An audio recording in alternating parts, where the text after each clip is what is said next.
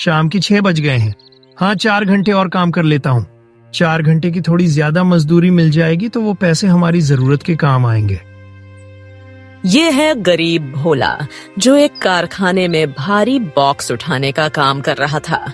ये बॉक्स इतने भारी थे कि उन्हें उठाने में भोला की हालत खराब हो रही थी। तभी भोला के पास उसके साथ ही 2 मजदूर रमेश और महेश आते हैं। अरे भाई, भोला घर नहीं जाना है क्या? नहीं रमेश भाई, आज मैं कारखाने में थोड़ा और काम कर रहा हूँ। अरे भाई, भोला सवेरे से एक जैसे हम सब कारखानों के काम किए जा रहे हैं। अगर तुम इतना ही ज्यादा काम करते रहे तो बीमार हो जाओगे। क्या करूं महेश भाई, जीवन में आई गरीबी ने ऐसे परेशान करके रखा है कि हमें सांस लेने की भी कीमत चुकानी पड़ती है। थोड़े समय बाद रमेश महेश वहां से चले जाते हैं और भोला अकेला कारखाने में भारी बॉक्स उठाने का काम कर रहा था। तभी भोला के पास कारखाने का मालिक हरीश आता है। भोला, तुम घर नहीं गए क्या? मालिक, मैं आज ज्यादा काम कर रहा हूँ, मुझे पैसे की जरूरत है। पर मैंने अब कारखाने में ओवरटाइम बंद कर दिया है। बीते कुछ महीने से हमारा माल ज्यादा नहीं बिक पाया, इसीलिए तुम काम बंद करो और घर जाओ। यह सुनकर भोला दुखी हो जाता है। सोचा था थोड़े ज्यादा पैसे मिलेंगे तो मैं बच्चों के लिए स्वेटर ले आऊंगा, पर शायद वो गरीब के जीवन में से यह गरीबी कभी दूर नहीं होगी। तभी भोला कारखाने से बाहर आता है। बाहर अंधेरा हो चुका था। भोला इस कारखाने में 100 रुपए रोज से मजदूरी करता है। यह कारखाना नामपुर गांव में स्थित है। तभी भोला इसी गांव में अपने छोटे से झोपड़े घर में आता है, जहां इस एक कमरे के झोपड़े घर में भोला की पत्नी दामिनी मिट्टी के चूल्हे पर खाना बना रही थी और उसकी 2 छोटी बेटियां अनीता पायल चारपाई पर बैठी हुई थीं। भोला के घर में एक चारपाई, मिट्टी का चूल्हा और कुछ ही सामान थे। आप इतनी जल्दी क्यों आ गए? आप तो कारखाने में देर तक काम करने वाले थे ना। करना तो चाहता था, पर कारखाने के मालिक ने ओवरटाइम काम बंद कर दिया है। सोचा था ओवरटाइम करके थोड़े ज्यादा पैसे आ जाएंगे तो मैं हम सब के लिए नए स्वेटर ले आऊंगा। सर्दी आने वाली है और हमारे पास ना स्वेटर है ना अच्छी रजाइयां। भोला अपने इस परिवार के साथ अपने इस कमजोर से झोपड़े में रहकर बड़ी गरीबी में अपना जीवन बिता रहा था।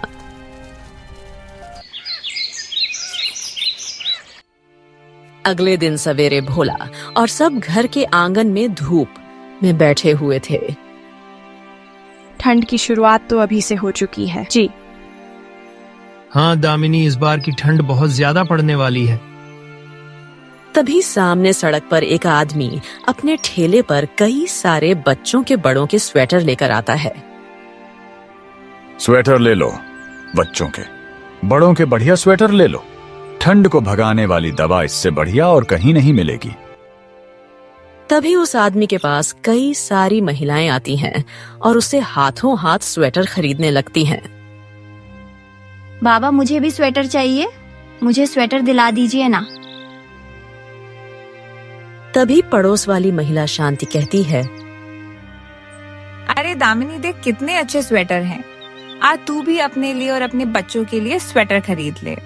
काफी सस्ते दाम में मिल रहे हैं स्वेटर। दामिनी, तुम्हारे पास कुछ पैसे बचे हैं? हम बच्चों के लिए खरीद लेते हैं स्वेटर। नहीं जी, मेरे पास तो एक पैसा नहीं है। सारे पैसों का राशन आ चुका था। माँ, सारे बच्चे स्वेटर खरीद रहे हैं, हमें भी स्वेटर दिला दीजिए ना माँ। बेटा, अभी हमारे पास पैसे नहीं हैं। जब बाबा को पैसे मिलेंगे ना, तो हम तुम दोनों के लिए भी स्वेटर ले आएंगे। गरीबी ऐसी थी कि भोला अपने बच्चों की किसी भी खुशी को पूरा नहीं कर पा रहा था। तभी भोला कारखाने आता है और रोज की तरह सारा दिन काम करने लगता है। इसी तरह दिन प्रतिदिन बीतने लगे। ठंड का मौसम शुरू हो चुका था। ओ कितनी ठंड है। भोला पैदल सड़क से चलते हुए घर आता है तो घर में उसके बच्चे और पत्नी ठंड से बेतहाशा कांपे जा रहे थे। भोला के परिवार में किसी के भी पास स्वेटर नहीं था और ना कोई रजाई कंबल थी। दोनों बच्चे अपनी माँ की साड़ी का पल्लू ओढ़े बैठे कांप रहे थे। बाप रे, ये ठंडा तो काफी बढ़ा गई है। जी, ठंड तो काफी ज्यादा पड़ रही है। बच्चों के पास स्वेटर भी नहीं है और इस झोपड़े घर के अंदर टूटी छत और खिड़कियों से काफी ज्यादा ठंडी हवा आ रही है। भोला के घर में 2 खिड़कियां थीं जिस पर कोई फड़का नहीं लगा हुआ था और लकड़ी की बनी छत का एक हिस्सा टूटा हुआ था। एक काम करते हैं, यहाँ थोड़ी लकड़ियां जला लेते हैं। आग की गर्मी से हमें ठंड कम लगेगी। भोला बाहर आता है और कुछ लकड़ियां लेकर घर में आकर आग जलाता है और सब आग के सामने बैठ जाते हैं। जी, हमें खिड़कियों और टूटी छत का कुछ करना होगा। हम कब तक घर में आग जलाते रहेंगे? हाँ हाँ दामिनी, इतनी ठंड हवा में तो घर में सोया भी नहीं जाएगा। मैं कल ही खिड़कियां लकड़ियों से बंद कर देता हूँ और छत पर थोड़ी लकड़ियां जला देता हूँ। ठंडी हवा के कारण कोई भी सो नहीं पा रहा था।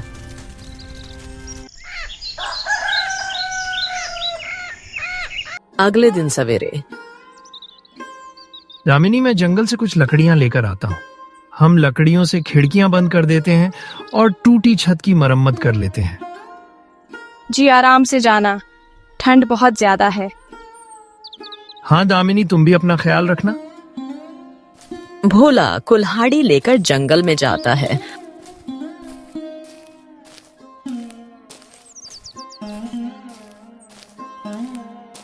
और लकड़ियां काटने लगता है। दोपहर का समय, भोला ने कुछ लकड़ियां तोड़ ली। वो पेड़ के नीचे बैठा जंगल के पेड़ों को देख रहा था। इन पेड़ों का जीवन भी कितना अच्छा है ना। ना कमाई का टेंशन, ना परिवार की चिंता। बस जहां अपना वजूद हुआ, सारी उम्र वहीं खड़े रहो।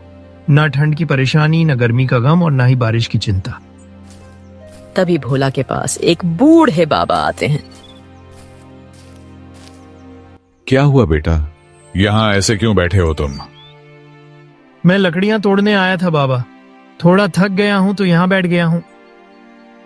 अच्छा सुनो बेटा, मुझे भी कुछ लकड़ियों की आवश्यकता है, पर इस बूढ़े शरीर से मैं लकड़ियां तोड़ नहीं पाऊंगा। क्या तुम मुझे अपनी लकड़ियां दोगे? ये मुझसे लकड़ियां मांग रहे हैं। मैंने इतनी मेहनत से ये लकड़ियां तोड़ी हैं। नहीं नहीं, मैं इन्हें अपनी लकड़ियां नहीं दूंगा। क्या सोच रहे हो बेटा? माफ करना बाबा, पर मैंने ये लकड़ियां बड़ी मेहनत से तोड़ी हैं। मैं आपको ये लकड़ियां नहीं दे सकता। मुझे अपने घर की मरम्मत करवानी है। बेटा तेरे पास तो घर है, तू उसमें भी रह सकता है, पर मेरे पास तो घर नहीं है। मैं इन लकड़ियों से एक झोपड़ी बनाना चाहता हूँ। ठंड का मौसम है, मुझे सर छुपाने के लिए एक सहारा मिल जाएगा। नहीं बाबा, आपको लकड़ियां चाहिए थे तो आप खुद तोड़ लीजिए। मैं अपनी लकड़ियां आपको नहीं दूंगा। ठीक है बेटा, जैसी तुम्हारी इच्छा। फिर वो बुजुर्ग व्यक्ति वहां से चले जाते हैं और सामने से अपनी छोटी सी कुल्हाड़ी से लकड़ियां तोड़ने लगते हैं, पर उनसे लकड़ियां तोड़ी नहीं जा रही थी। आजकल लोग भी कितने अजीब है ना, दूसरों की परेशानी समझते ही नहीं और मदद मांगने चले आते। भोला फिर से लकड़ियां तोड़ने लग जाता है। तभी वह बुजुर्ग व्यक्ति अचानक बेहोश होकर नीचे गिर जाते हैं। भोला उनके पास आता है। न जाने कौन है यह, यहाँ तो कोई दिखाई भी नहीं दे रहा। एक काम करता हूँ, अपनी लकड़ियां लेकर घर चला जाता हूँ। पड़े रहने दो इन्हें यहाँ। तभी भोला अपनी लकड़ियां उठाता है और वहां से चला जाता है।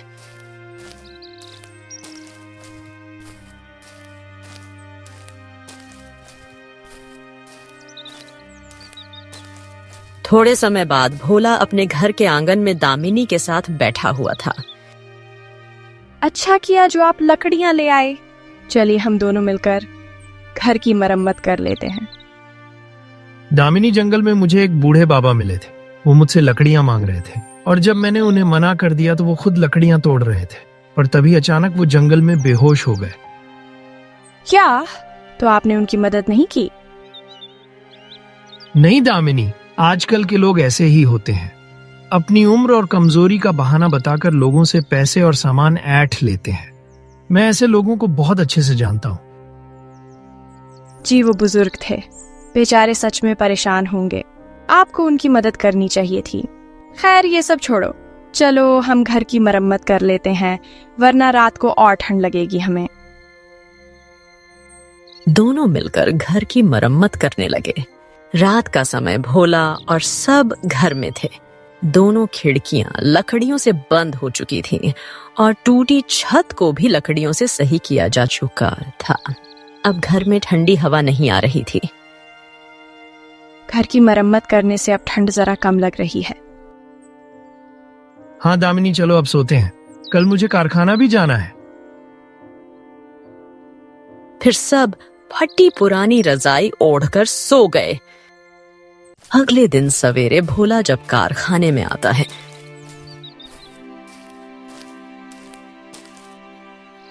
भोला, तुम्हें यहां काम करने की कोई जरूरत नहीं। चलो जाओ यहां से। क्या हुआ मालिक, मुझसे कोई गलती हो गई क्या? कल तू कारखाने में क्यों नहीं आया था? कल मैं अपने घर की मरम्मत कर रहा था मालिक, इसलिए मैं काम पर नहीं आ सका। तो मुझे बताया था तूने। तुझे पता है ना, इस कारखाने का कोई भी मजदूर अगर बिना कुछ बताए काम पर नहीं आता तो उसे हमेशा के लिए निकाल दिया जाता है। कल हमें एक बहुत बड़ा ऑर्डर मिला था और उस ऑर्डर को पूरा करने के लिए हमें सारे मजदूरों की जरूरत थी और कल मजदूर कम होने के चलते हम ऐसे समझा उस ऑर्डर को पूरा नहीं कर पाए। इसलिए अब जाओ और कहीं और जाकर काम ढूंढो। यह सुनकर भोला दंग रह जाता है। वो कारखाने के मालिक से मिन्नतें करने लगता है, पर हरीश उसकी एक नहीं सुनता और उसे हमेशा के लिए अपने कारखाने के काम से निकाल देता है। तभी भोला बाहर सड़क पर आता है। ये क्या हो गया मेरे साथ? इतनी मुश्किल से मुझे इस कारखाने में काम मिला था, अब मैं क्या करूंगा? अगर मेरे पास काम नहीं रहा तो मेरा परिवार उसका कैसे गुजारा होगा? इस गांव में केवल यही एक कारखाना था और यहाँ करने लायक दूसरा कोई काम भी नहीं था। तभी भोला निराश होकर घर आता है और दामिनी को सारी बात बताता है। पहले तो गरीबी ने परेशान करके रखा है और अब यह ठंड का मौसम हमारी जान लेने पर तुला है। जी अब कैसे जी पाएंगे? अचानक से ये कैसी तबाही आ गई हमारे जीवन में? हे भगवान जी। अपने ऊपर आई इस परेशानी को देखकर भोला दामिनी काफी दुखी हो गए। फिर क्या था, भोला गांव में दूसरे काम की तलाश में निकल पड़ा। पर छोटा गांव होने के चलते भोला को कहीं काम नहीं मिल रहा था। करीब 2 दिन बाद भोला और सब घर में थे। अजी सुनिए, घर में राशन नहीं है, मैं अब खाने में क्या बनाऊं? हमारा गांव भी इतना छोटा है कि यहाँ मुझे काम भी नहीं मिल रहा है। सुनिए जी, अपने गांव के जो मुखिया जी हैं, आप उनके पास जाकर देखिए, शायद वो आपको कोई काम दिला दे। वो तो हमारे गांव के गरीब निवासियों की कितनी सहायता करते हैं। हाँ दामिनी, मुखिया जी तो बड़े भले इंसान हैं, वह हमारी सहायता जरूर करेंगे। तभी भोला गांव के मुखिया के घर के बाहर आता है तो बाहर ही उसे एक आदमी रोक देता है। रुको भाई, अरे कहाँ जा रहे हो? मुझे मुखिया जी से मिलना है। मुखिया जी यहाँ नहीं है, उन्हें दिल का दौरा पड़ा है, वो तो शहर के हॉस्पिटल में है। तभी भोला घर आता है। अब क्या करें जी? दोनों परेशान हो जाते हैं। रात का समय, ठंड इतनी ज्यादा थी कि ठंड के कारण दोनों बच्चे बीमार हो गए। सब भूखे घर में लेटे हुए थे। जी ठंड इतनी ज्यादा है और बच्चे बीमार हैं, अब कैसे बचाएं हम बच्चों को इस ठंड से? मेरी तो कुछ समझ में नहीं आ रहा है। दामिनी, अचानक मेरा काम चला गया। घर में अनाज का दाना नहीं है, बच्चे बीमार हैं। अब कैसे इन परेशानियों से छुटकारा पाए हम? माँ, मुझे नींद नहीं आ रही, मुझे भूख लगी है। खाली पेट तो हमें भी नींद नहीं आ रही है जी। मैं आज पड़ोस के घरों से थोड़ा खाना मांग कर लाती हूँ। बच्चों को भूखा सुलाना ठीक नहीं है। दामिनी ठंड से कांपते हुए बाहर आई। ठंड इतनी ज्यादा थी कि दामिनी का शरीर ठंड से थर थर कर रहा था।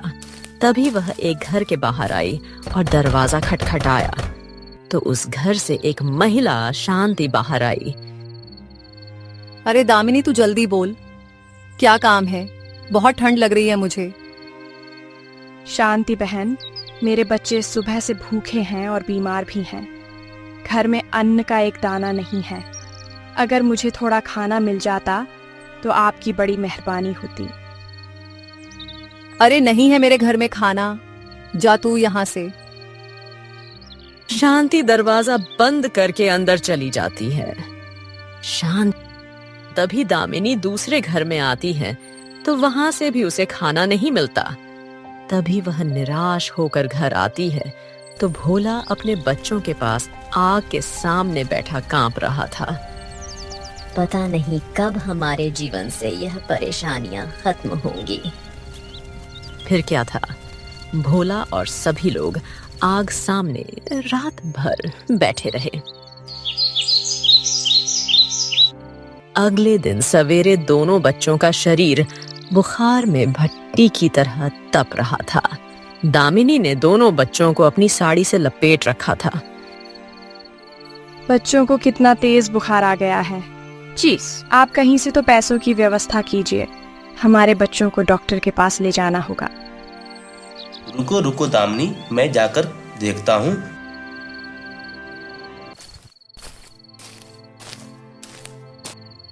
भोला फिर बाहर आता है। तभी उसे अपना दोस्त रमेश दिखाई देता है। रमेश, मेरी कुछ मदद कर भाई। मेरे दोनों बच्चे भूख से बीमार पड़े हैं और मेरे पास एक भी पैसा नहीं है। माफ करना भाई, पर इस समय मेरे पास पैसे नहीं हैं। मेरी पत्नी खुद बीमार है। इस ठंड के मौसम में उसे बुखार आ गया है। रमेश वहां से चला जाता है। भगवान जी, अब मैं क्या करूं? मैं कहां से लाऊं पैसे? कैसे करूं अपने बच्चों का इलाज? यकीनन इंसान के जीवन की गरीबी भी उसे कदम कदम पर काफी परेशानियों का सामना कराने लगती है। तभी भोला हर किसी से सहायता मांगता है, पर कोई भी उसकी सहायता नहीं करता। शाम का समय भोला गांव के एक स्थान पर खड़ा था। तभी अचानक से मौसम बदल जाता है। तेज तूफानी हवा बहुत जोरों से चलने लगती है। अरे ये तूफान कैसे आ गया? भोला एक पेड़ के नीचे खड़ा हो जाता है। तूफान काफी तेज चल रहा था। इस तूफान में गांव वालों के घरों की छत, उनकी दीवारें सब टूटती जा रही थीं। अरे बाप रे बाप, ये हवा कितनी जोरों की है। पता नहीं दामिनी और बच्चे किस साल में होंगे। हमारा घर तो कितना कमजोर है। भगवान जी, मेरे परिवार की रक्षा करना। तूफान करीब 1 घंटे तक चलता रहा। तभी तूफान थम गया। तूफान थम गया, चलो घर जाता हूं। तभी भोला दौड़ते हुए अपने घर के पास आया तो सामने का नजारा देखकर भोला की आंखें फटी की फटी रह गईं। भोला का झोपड़ा घर टूटकर जमींदोज हो चुका था और दामिनी दोनों बच्चों को लेकर सामने सड़क पर ठंड में कांप रही थी। अरे ये क्या हो गया? मेरा घर कैसे टूट गया? दामिनी, रो मत दामिनी। भोला जी, ये क्या हो गया? हमारा घर। तूफान के कारण भोला का घर पूरा टूट चुका था। थोड़े समय बाद दोनों बीमार बच्चे ठंड से बेतहाशा कांपे जा रहे थे। भोला जी, बच्चों को बहुत ठंड लग रही है। अब कहाँ जाए हम बच्चों को लेकर? ठंड से तो हमारी भी हालत खराब होती जा रही है। दामिनी, हम किसी के घर आज रात रुक जाते हैं। बच्चे अगर रात भर ठंड में ऐसे बाहर रहे तो इनकी हालत खराब हो जाएगी।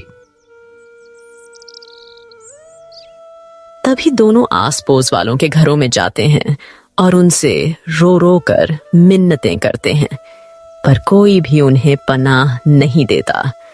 करीब 2 घंटे बाद भोला दामिनी बच्चों को लिए सड़क किनारे ठंड में कांपते हुए बैठे थे। ठंड इतनी ज्यादा थी कि ठंड से दोनों का हाल से बेहाल हो रहा था। कोई भी हमारी सहायता करने को तैयार नहीं है। भगवान जी, हम गरीबों पर रहम कीजिए। हम अपने छोटे बच्चों को लेकर कहाँ जाएं? दोनों पूरी रात वहीं अपने बच्चों को लेकर। अगले दिन सवेरे ठंड के कारण भोला और दामिनी की तबीयत बहुत ज्यादा खराब हो गई। भोला दामिनी बार बार चीखे चीखे जा रहे थे। दामिनी, अब हमारा यहाँ रहना ठीक नहीं है। हम यहाँ से कहीं और चले जाते हैं। कहाँ जाएंगे जी हम? हमारे पास तो ना घर रहा, ना कोई हमारा अपना है। भगवान जी है ना, वो हमारी सहायता करेंगे। तभी दोनों अपने बच्चों को लेकर गांव के बाहर जंगल की ओर निकल पड़े। अब पैदल चल चलकर उन्हें शाम हो गई। अब मुझसे नहीं चला जा रहा। अब ठंड भी बढ़ चुकी है और गांव भी यहाँ से बहुत दूर है। थोड़ी देर यहाँ बैठ जाते हैं। चारों एक पेड़ के नीचे बैठ गए। भूखे और बीमार होने के कारण दोनों बच्चे तड़प रहे थे। माँ, कुछ तो दे दीजिए खाने के लिए। मेरी बच्ची, मुझे माफ कर दे। मैं क्या दूं तुझे खाने के लिए? तभी भोला को सामने एक पेड़ पर कई सारे अमरूद लगे हुए दिखाई दिए। दामिनी, देखो उस पेड़ के पास कितने सारे अमरूद हैं। तुम बच्चों का ख्याल रखो, मैं वहां से अमरूद तोड़कर लाता हूं। तभी भोला जैसे तैसे उस पेड़ के पास गया और वहां से थोड़े अमरूद तोड़कर अपने परिवार के साथ बैठकर अमरूद खाने लगा। अमरूद खाकर थोड़ी तो जान आई हमें। अब हमें चलना होगा जी। अंधेरा होने को आया है। हमें इस जंगल से बाहर निकलना होगा। पता नहीं इस जंगल में क्या क्या है। अगर जंगली जानवर आ गए तो वो हमें खा जाएंगे। हाँ दामिनी, चलो चलो। तभी चारों चलते हुए जाने लगे। थोड़ी दूरी पर पहुंचते ही चारों ओर घना अंधेरा छा गया। माँ, मुझसे चला नहीं जा रहा। तभी अचानक दोनों बच्चे बेहोश हो गए। अनीता बेटा, पायल बेटा, उठो। जी, क्या हुआ बच्चों को? ये बेहोश क्यों हो गए? लगता है बच्चे बुखार के कारण बेहोश हो गए हैं। दामिनी, बच्चों को उठाओ और चलो यहाँ से। अंधेरा बहुत हो चुका है। तभी वो दोनों बच्चों को उठाकर वहां से जाने लगते हैं तो दूर सामने भोला को आग जलती हुई दिखाई देती है। मुझे बहुत ठंड लग रही है। मुझसे चला नहीं जा रहा अब। लगता है सामने कोई है। देखो, वहां आग जल रही है। चलो हम वहां चलते हैं। दोनों चलते हुए उस आग के करीब जाने लगते हैं। थोड़े समय बाद जब दोनों उस आग के पास आते हैं तो वहां एक झोपड़ा घर बना हुआ था और घर के पास वही बूढ़ा व्यक्ति बैठा हुआ था जो उस दिन जंगल में भोला से लकड़ियां मांग रहा था। उस आदमी को देखकर भोला दंग रह गया। बाबा, आप आ गए तुम? मैं तुम्हारी राह देख रहा था। कौन है ये? दामिनी, ये वही है जो मुझे उस दिन जंगल में मिले थे और ये मुझसे लकड़ियां मांग रहे थे। और तुमने उस दिन मेरी सहायता नहीं की। अपने बच्चे को मेरे इस घर में लेकर चले जाओ। अंदर इन्हें ठंड भी नहीं लगेगी और अंदर कई सारा खाना भी रखा हुआ है जो तुम्हारे और तुम्हारे बच्चों के लिए है। यह सुनकर भोला और दामिनी को थोड़ी राहत मिली और वो अपने बच्चों को लेकर उस झोपड़े के अंदर चले गए तो अंदर कई सारे लजीज किस्म के पकवान रखे हुए थे। इतने सारे पकवान, चलिए जी इन्हें खाते हैं। बहुत जोरों की भूख लगी है। तभी चारों वो पकवान खाने लगते हैं। अब इस झोपड़े में चारों को जरा भी ठंड नहीं लग रही थी। थोड़े समय बाद चारों पेट भरकर खाना खा लेते हैं। इतने दिनों बाद पेट भर इतना अच्छा खाना खाकर दिल को बड़ा सुकून मिल रहा है। हाँ दामिनी, इंसान के लिए पैसा और खाना कितना जरूरी है इसकी अहमियत अब पता चली है हमें। पर एक बात समझ नहीं आई, ये झोपड़ा तो कितना छोटा है और इतने घने जंगल में है, फिर इसके अंदर ठंड क्यों नहीं लग रही है, जबकि बाहर तो ठंड से हालत खराब हो रही है। और आपने जब उन बाबा की सहायता नहीं की थी तो उन्होंने हमारी सहायता क्यों की, और उन्हें कैसे पता चला कि हम यहाँ आने वाले हैं? हाँ, मैं भी यही सोच रहा हूँ दामिनी, आखिर ये कैसा रहस्य है। तभी वो बुजुर्ग व्यक्ति अंदर आए। कैसा लगा तुम्हें खाना? मुझे क्षमा कर दीजिए बाबा, उस दिन मैंने आपकी मदद ना करके बहुत ही बड़ा पाप कर दिया था, और आज जब मैं मुसीबत में हूं तो आप मेरी इतनी मदद कर रहे हो। मैं आपका यह एहसान जीवन भर नहीं भूल पाऊंगा।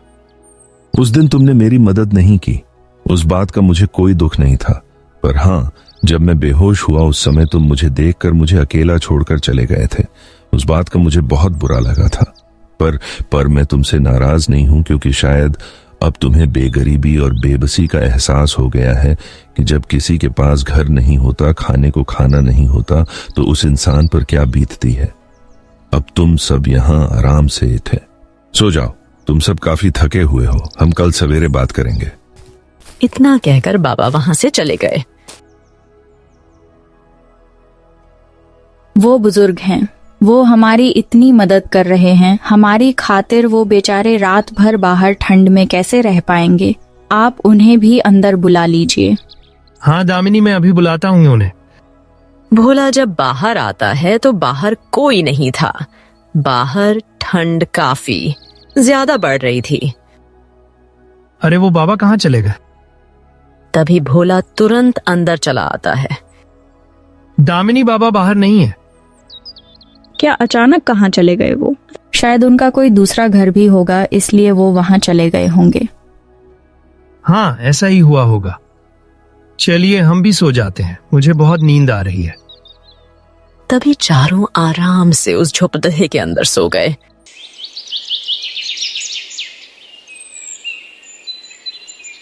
अगले दिन सवेरे चारों की आंख खुली तो उनके सामने चाय के प्याले और नाश्ता रखा हुआ था।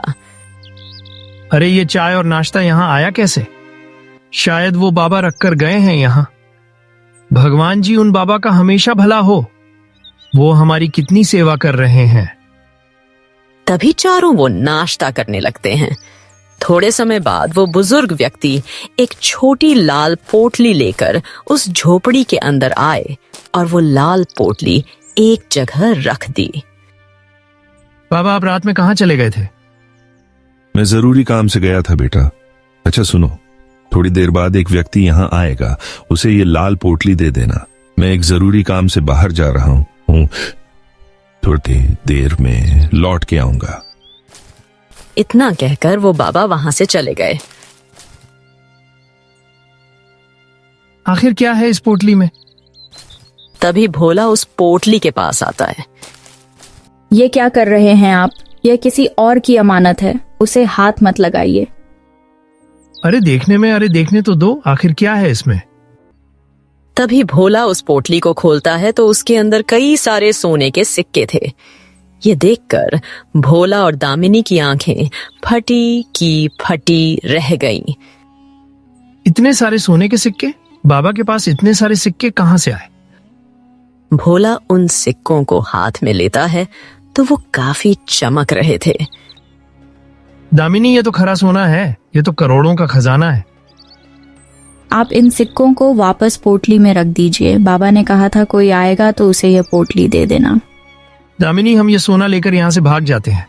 नहीं जी, यह किसी और की अमानत है, और उन बाबा ने हमारी कितनी मदद की है। अगर हम उनका यह खजाना लेकर भाग गए तो उन्हें कितना बुरा लगेगा।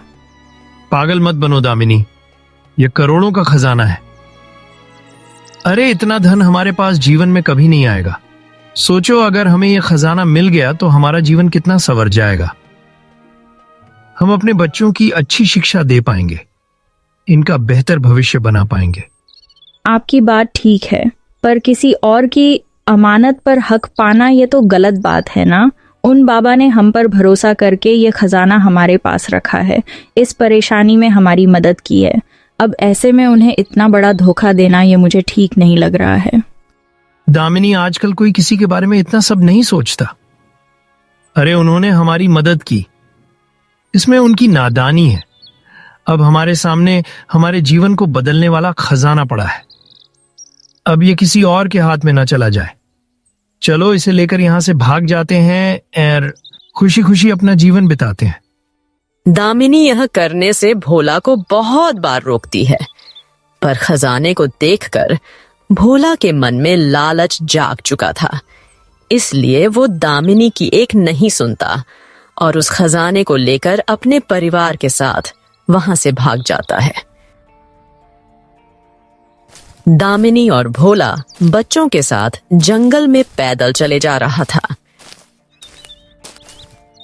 हम तो काफी देर से यहाँ पर चल रहे हैं, पर यह जंगल है कि खत्म होने का नाम ही नहीं ले रहा। आप क्यों उन बूढ़े बाबा को धोखा दे रहे हो? किसी को धोखा देना अच्छी बात नहीं। दामिनी, तुम ये सब मत सोचो। तुम्हें सोचना ही है तो अपने आने वाले बेहतर जीवन के बारे में सोचो। अरे इस खजाने से हम अपने सभी ऐशो आराम पूरे कर सकते हैं, अपने जीवन को बदल सकते हैं। इससे हमारे जीवन में ढेरों खुशियां आने वाली है। अब चलते चलते रात हो गई, पर जंगल है कि खत्म होने का नाम ही नहीं ले रहा था। तभी भोला और सब एक पेड़ के नीचे आकर बैठ गए। ये कैसा चक्रव्यूह है? हम इस जंगल में बार बार घूम रहे हैं, बाहर क्यों नहीं जा पा रहे हैं? मैं आपको बोल रही हूँ, ऐसे किसी की अमानत हड़प लेना सही नहीं है। हमें यह खजाना उन बाबा को लौटा देना चाहिए। आप लालच मत कीजिए जी। दामिनी शांत रहो, तुम कब से एक ही बात किए जा रही हो तुम। थोड़े समय बाद चारों उसी पेड़ के नीचे सो गए। अगले दिन सवेरे जब भोला की आंख खुली तो वहां केवल अकेला भोला ही था। वहां ना उसके बच्चे थे, ना उसकी पत्नी और ना ही वो खजाना। अरे दामिनी और बच्चे कहाँ गए? दामिनी कहाँ हो तुम? दामिनी। तभी भोला दामिनी और बच्चों को इधर उधर तलाशने लगा तो उसे दामिनी और बच्चे कहीं दिखाई नहीं दिए। कहाँ चली गई दामिनी? बच्चे और खजाने को लेकर दामिनी? भोला जंगल में इधर उधर घूमने लगा, पर उसे ना दामिनी मिली और ना ही बच्चे। भोला थका हारा एक पेड़ के नीचे बैठकर रोने लगा। अरे कहाँ चले गए बच्चे? भोला फूट फूट कर रोने लगा। उसके बाद भोला जीवन भर के लिए इसी जंगल में फंस कर रह गया।